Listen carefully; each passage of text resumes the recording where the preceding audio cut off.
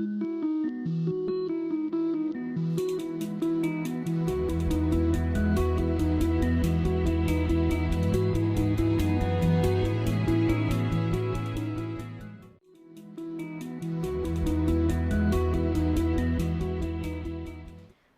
வலையொலி காட்சி நேயர்களுக்கு கல்பனா தர்மேந்திராவின் அன்பு வணக்கம்.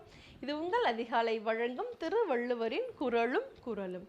இன்னைக்கு நம்ம 475வது குறள் பார்க்குறோம். இந்த குறள், பீலி பெய் சாகாடும் அச்சிரம் அப்பண்டம் சால மிகுத்து பெயின். அதாவது எல்லாத்துக்கும் ஒரு அளவு இருக்கு அப்படின்னு சொல்லுவாங்க இல்லையா? அளவுக்கு மிஞ்சினால் அமிர்தமும் நஞ்சு.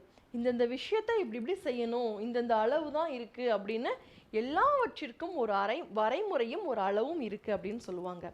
அது மாதிரி ஒரு சிறிய மயில் இறகானாலும் சரி, பீலினா இந்த இடத்துல மயில் இறகு. மயில் இறகு எவ்வளவு வெயிட் இருக்க போகுதுன்னு நினைக்கிறீங்க? அது எவ்வளவு கனம் இருக்க போகுது? அது எவ்வளவு லேசான மயில் இறகு.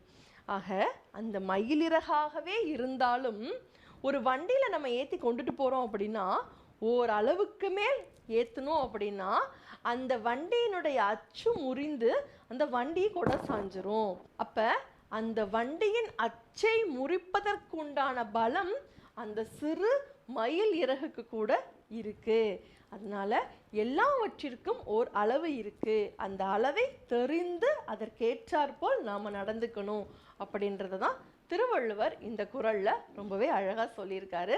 பீலி பெய் சாகாடும் அச்சிரம் அப்பண்டம் சால மிகுத்து பெயின் அப்படின்னு. மீண்டும் ஒரு குறளில் சந்திப்போம். இது உங்கள் அதிகாலை வழங்கும் திருவள்ளுவரின் குறளும் குறளும். நன்றி. குறளும் குறளும் உலக பொதுமறையாம் திருக்குறள். காணத் தவறாதீர்கள் அன்பு நெஞ்சங்களே. ஒவ்வொரு நாளும் ஒரு திருக்குறளோடு உங்கள் அதிகாலையை உற்சாகமாக தொடங்குங்கள். நன்றி.